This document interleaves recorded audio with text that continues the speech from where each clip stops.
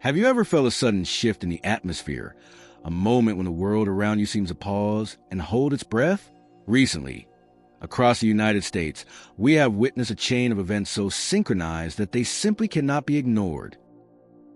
From the heartland rivers to the towering peaks of the Rockies, the Earth itself appears to be sending a message. It began on the Mississippi River, a waterway that has flowed south for thousands of years, a symbol of constancy through generations of history. But reports indicate that in a span of mere hours, sections of this mighty river defied gravity and nature, surging backward against its own current. There was no hurricane slamming into the coast, no catastrophic dam failure, and no massive earthquake rattling the cities nearby. Instead, it was a silent, almost eerie phenomenon. Water that should have been rushing toward the ocean was suddenly pushed back toward the heartland by an unseen force deep beneath the riverbed. Scientists scramble for answers, speaking of pressure changes and subtle uplifts, but for those watching with eyes of faith, this was more than a geological anomaly. It was a sign that the foundations we consider permanent are shifting. As the Bible reminds us in Psalms, creation is not a dead, silent thing. It speaks. The floods have lifted up, O Lord, the floods have lifted up their voice. Psalm 92, verse 4, Douay Rheims. When a river reverses its course without the violence of storm, it is a gentle but urgent tap on the shoulder of humanity, asking us to pay attention. As a small thank you for joining us today, we offer a moment of shared blessing. Comment with the word faith if you are open to receiving a special final thought dedicated to everyone participating. And please press like if you appreciate these moments. Stay with us, because as our story unfolds, we will uncover perspective on these natural signs that might truly surprise you. This isn't just about water. It is about the land itself waking up. While the Mississippi turned back, hikers and residents in the quiet expanse of Wyoming and Colorado witnessed something equally baffling. The mountains, ancient symbols of stability and strength, began to move. They weren't crumbling in a landslide. They were rising and falling rhythmically, as if the earth were breathing. Witnesses captured footage of the ground gently lifting and settling, a slow, deliberate pulse that defied immediate explanation. Seismographs showed no tremors. The ground wasn't shaking in anger. It was moving with a strange, living purpose. Geologists suggest trapped groundwater or thermal expansion, but the rhythm suggests something far more profound. We often build our lives assuming the ground beneath us is static. Yet these events remind us that our true foundation must be built on something far stronger than soil and stone. If the rivers are turning back and the mountains are pulsing with unseen energy, what else is happening that we have missed? The land and water have spoken, but they are not the only witnesses to this unfolding mystery. In the silence of the forests and the depths of the oceans, those who listen closest in nature are the first to react, and their behavior suggests they know something we are only just beginning to understand. While the rivers reversed and the mountains quietly pulsed, a different kind of disturbance was taking place. One that wasn't measured by seismographs, but by the instincts of the living creatures that share this land with us. Across the vast expanse of the American sky, specifically along the Central Flyway, a migration superhighway used by millions of birds for centuries, something profound shifted. Flocks that have followed the same invisible maps for generations suddenly veered off course. Observers reported ducks and geese circling in large, confused loops, unable to find their bearing. Starlings gathered in massive clouds but refused to depart, hovering as if waiting for a signal that never came. Ornithologists and experts scrambled to review wind patterns and magnetic data, yet they found nothing in the atmosphere to explain this mass disorientation. The birds were not reacting to a storm on the radar. They were reacting to a shift that human instruments could not detect. This confusion wasn't limited to the air. Along the Atlantic coastline, seasoned fishermen began witnessing anomalies that defied their lifetime of experience. Dolphins were spotted venturing into shallow bays where they rarely go, and rays were seen swimming in tight, frantic spirals. Schools of fish clustered near the surface, not because they were dying or diseased, but as if they were being pushed upward by a change in the water pressure deep below. It was a redirection of life, a collective response to an unseen vibration in the deep. In the heartland, on the quiet ranches of Colorado, Montana, and the Dakotas, the behavior of livestock turned equally unsettling. Ranchers, who know the habits of their herds better than anyone, watched as cattle hesitated at gates they had walked through every day for years. Horses, known for their sensitivity, refused to step onto familiar trails, their ears pinned back, sensing a presence or a shift that their riders could not perceive. They weren't panicking in a stampede. They were simply refusing to move, grounded by an instinct that told them the path ahead was no longer the same. Throughout history, and certainly within the pages of Scripture, nature has often acted as a herald. Animals, unburdened by the distractions of modern life, remain tuned to the frequencies of God's creation. As it is written in the book of Job, we are invited to learn from them. But ask now the beasts, and they shall teach thee, and the birds of the air, and they shall tell thee. Or speak to the earth, and it shall answer thee, and the fishes of the sea shall declare unto thee. Job 12, verses 7 to 8, Douay Rheims. When three distinct kingdoms, the birds of the air, the fish of the sea, and the beasts of the field, all change their behavior simultaneously, it is not a coincidence. It is a chorus of witnesses. They are sensing a trembling in the foundation of the world that we are often too busy to feel. But while the animals looked down at the earth and around at the waters in confusion, a new phenomenon was about to unfold high above them. The ground had moved, and the creatures had spoken. Now, the atmosphere itself was preparing to change. Residents along the East Coast were about to look up and see a light that didn't belong to the sun, the moon, or the city lights, a color that would linger far too long to be natural. From Virginia to Maine, residents stepped out of their homes to witness a phenomenon that defied the evening forecast. The sky, which had been settling into the familiar deep blues of twilight, was instead cut across by a band of intense orange light. IT was too wide to be a sunset and too bright to be the haze of a distant city. This was not the flickering glow of a wildfire or the dancing ribbons of the northern lights moving south. It was steady, yet possessed a rhythmic quality, a subtle pulsing that brightened and faded in a slow, hypnotic tempo. Meteorologists were baffled. Satellite imagery showed no dust plumes, no volcanic particles, and no temperature inversions that could explain such a vivid display. The atmosphere was clear, yet the sky was glowing on its own, a silent signal hanging over the East Coast. But the light was only the beginning. Moments after the color appeared, a sound followed, or rather, a vibration.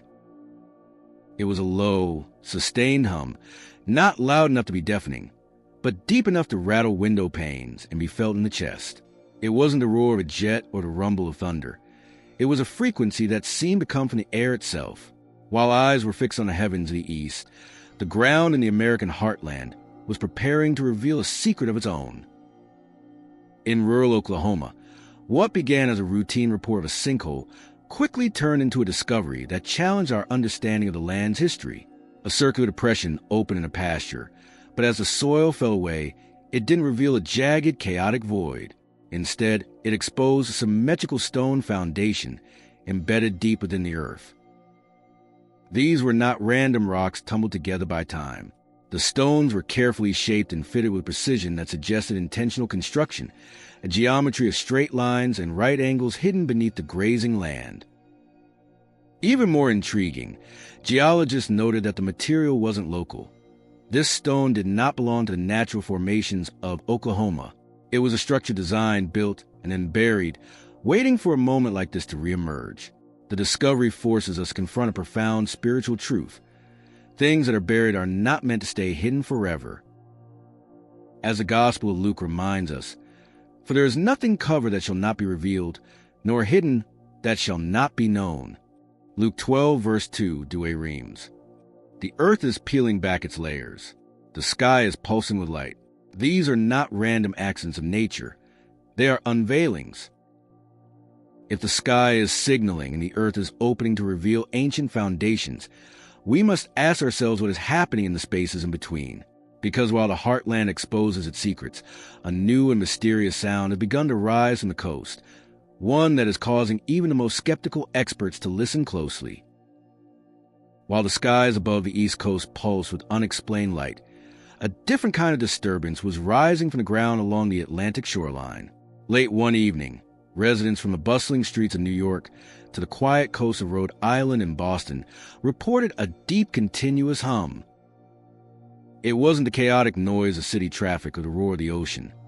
It was a persistent, low-frequency vibration that seemed to emanate from the earth itself. This sound didn't shake the ground violently, yet it was impossible to ignore. It moved through the air and the soil, causing windows to tremble in their frames even without a breath of wind. People described it less as a sound they heard with their ears and more as a pressure they felt in their bones. Experts looked for sources, industrial machinery, military tests, atmospheric anomalies, but found nothing. The hum was omnipresent, originating from everywhere and nowhere at once, a sonic footprint of tension building beneath the surface of the region. But if the coast is vibrating with hidden energy, the agricultural heartland is experiencing a silence that is perhaps even more terrifying. In Iowa and Nebraska, states renowned for some of the most fertile soil in the world, farmers witness a phenomenon that defies biological explanation. Entire rows of trees, which had stood as silent sentinels for decades, began to wither in a matter of hours, not weeks. There was no drought to blame, no sweeping disease, and no swarm of locusts. Farmers woke to find leaves turned brittle and brown, bark splitting open, and vital sap crystallized as if the life force had simply been cut off from within. Lab analysis revealed that the cells of these trees had ruptured suddenly, a systemic shutdown that bypassed all natural defenses. It was as though the land itself had issued a command to stop functioning. In the Gospel of Mark, we read a profound moment where nature reflects spiritual reality. And in the morning, as they passed by, they saw the fig tree dried up from the roots. Mark 11, verse 20, Douay Rheims. Notice the detail. It dried up from the roots. When trees wither suddenly, it is a biblical symbol of a foundation that has been compromised. It suggests that the nourishment we rely on, the stability we take for granted, can be withdrawn in an instant if the connection to the source is broken. If this message resonates deep within you, and you feel moved to affirm your faith right now, simply type Amen in the comments below. These trees in the heartland are not just dying, they are signaling. A sudden withering is a symptom of a deeper disconnection, a warning that the environment is reacting to pressures we cannot yet see. The hum on the coast and the silence of the dying forest are two verses of the same song, a song of a world in transition. And as these events begin to stack up, distinct and separate yet undeniably linked, we are forced to look at the bigger picture. The pieces are moving into place for a convergence that will challenge everything we thought we knew about the stability of our nation. When we step back and look at the map of these events, the Mississippi reversing, the mountains pulsing, the birds losing their way, the sky glowing and the trees withering, a chilling realization takes hold. If these were isolated incidents, we could dismiss them as anomalies, the random hiccups of a complex planet. But they are not isolated. They are synchronized. Different elements, different locations, and different mechanisms are all moving in the same direction within the same narrow window of time. This is no longer just a series of environmental curiosities. It is a convergence. It is an alignment of signs that suggest the Earth itself is responding to a pressure that we cannot see but can certainly feel. The Bible does not fear such patterns. It anticipates them. The Apostle Paul, writing to the Romans, describes this exact state of tension. For we know that every creature groaneth and travelleth in pain, even till now. Romans 8 verse 22, Douay Rheims. Creation is not silent. It groans. And right now, that groaning is becoming audible. But the natural world is not the only thing in turmoil. As the earth shifts beneath our feet, the geopolitical ground is shifting just as violently. We see nations rising against nations, rumors of wars spreading through the news cycles, and a pervasive sense of instability that crosses every border. Jesus spoke of these moments as the beginning of sorrows, or birth pains, a necessary, albeit painful, transition that precedes a new life. This synchronization between the physical earth and the state of humanity is impossible to ignore. Just as the love of many is described as waxing cold in an era of lawlessness, we see the physical warmth and vitality of the earth, like the trees in the Midwest, suddenly draining away. The chaos in our streets and the confusion in our capitals are being mirrored by the chaos in the soil and confusion in the skies. It is as if the moral and spiritual temperature of the world is dropping, and creation is shivering in response. These signs, both in the headlines and in the harvest fields, are not meant to drive us into a state of panic. Panic is a reaction of the unprepared. Instead, they are an invitation to awareness. They are wake-up calls designed to shake us from the slumber routine and remind us that this world is not a permanent, unchangeable fixture. It is a vessel in transition. But if you think we have seen the extent of this unveiling, you would be mistaken. As researchers struggle to explain the withering trees and the humming coasts, reports are now coming in from the Rocky Mountains and the deep Pacific that defy all biological logic. What is happening next isn't just a shift in the landscape. It is the emergence of things that should not exist. Stay with us, because the most startling discovery is yet to be revealed. As we move from the silent withering of the heartland to the restless waters of the Pacific Northwest, the mystery deepens into something truly ancient. Off the coast of Portland, in waters that have been charted for centuries, fishermen recently encounter a sight that defies biological explanation. In the stillness of dawn, the ocean's surface broke, not with the breach of a whale or the roll of a tide, but with the rising of a long, towering neck followed by a massive, arching spine. Witnesses described a creature that seemed to belong to a different era, rising from the abyss as if summoned. It wasn't fleeing a predator. It was surfacing. In the Bible, the sea is often portrayed as a reservoir of mysteries, a place where God's power is stored until the appointed time. Jesus himself warned us of this specific kind of upheaval. And there shall be signs in the sun and in the moon and in the stars, and upon the earth distress of nations, by reason and confusion of the roaring of the sea and of the waves. Luke 21 verse 25 Douay Rheims. When the sea roars and reveals what it has hidden, it is a signal that the boundaries of our world are becoming permeable. But the ocean is not the only place where the ancient is breaking through to the present. In the high altitudes of Colorado, the mountains are not just crumbling, they are opening. Hikers and geologists have reported clean, straight fractures appearing across slopes that were once solid rock. These aren't the jagged scars of erosion. They are precise, uniform separations, as if the earth is being unlocked from the inside. To join our community and never miss an inspiring story, consider clicking like and subscribing to the channel. Perhaps the most chilling convergence of all has occurred in the deserts of Arizona. As river levels receded, pulled back by the same strange forces affecting waters nationwide, a section of the riverbed was exposed to sunlight for the first time in generations. There, embedded in the mud, lay a perfectly circular stone disc, carved with symbols that no local tribe or historian could identify. The discovery itself was startling, but the true revelation came when researchers looked up. The geometric markings etched into this buried stone were a perfect mirror of the unexplained orange light patterns that had been pulsing in the sky above the East Coast. The earth and the heavens are speaking the same language. The symbols buried in the dark match the lights burning in the sky. This creates a picture of divine orchestration that is impossible to dismiss as coincidence. The mountains opening, the sea creatures rising, the stone reflecting the sky. It is all one singular movement. We are standing at a threshold. The signs are no longer just warnings. They are announcements. The stage is being set, the lights are being dimmed, and the curtain is about to rise on the final act. But if all of creation, from the depths of the Pacific to the stones of the desert, is crying out in unison, who are they crying out for? The answer lies not in the catastrophe, but in the promise that follows it.